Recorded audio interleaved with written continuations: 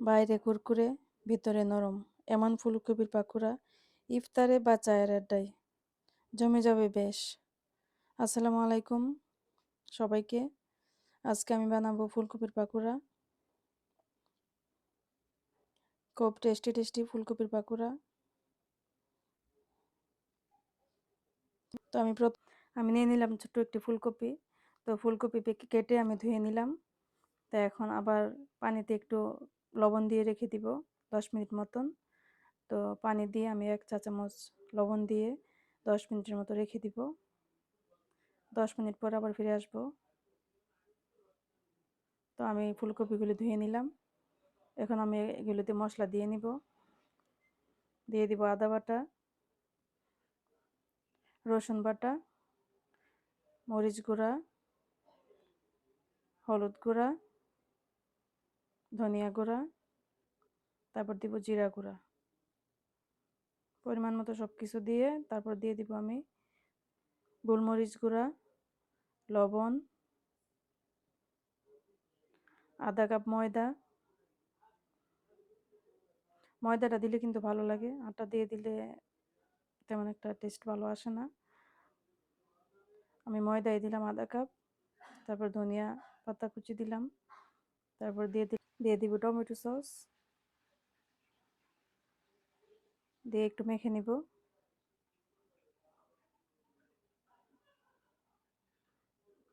তারপর দিয়ে দিব চালের গুঁড়া।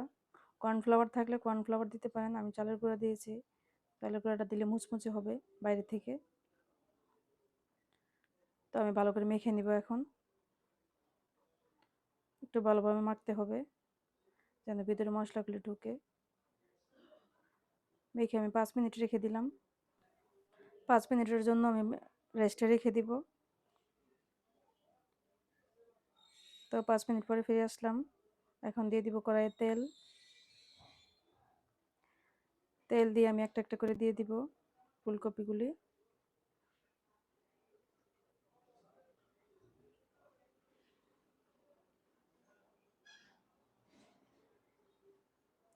তো আমি সবগুলি ফুলকপি দিয়ে এখন আমি মিডিয়াম হাই হিটে এগুলি ভাজবো।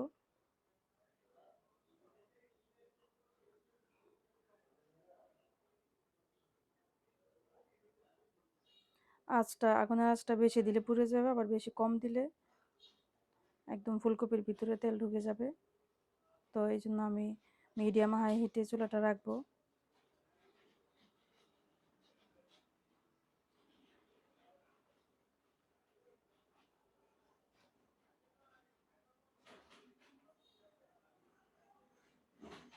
তো ফুলকপির পাকোড়া ভাজা হয়ে গেছে।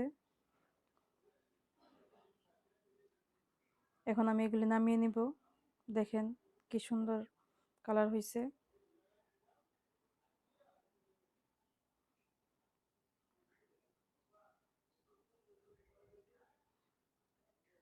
তো আমি সবগুলি উঠিয়ে নিব।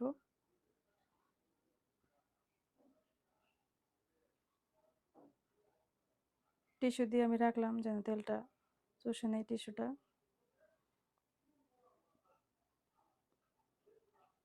তো বাকি যেগুলো ছিল এগুলো আমি সবগুলি ভেজে নিলাম। ভেজে উঠিয়ে নিব সবগুলি। এই তো হয়ে গেল আমাদের ফুলকপির পাকোড়া। কেমন লাগলো জানাবেন। এভাবে খেতে কিন্তু খুব ভালো লাগে। এতক্ষণ সাথে থাকার জন্য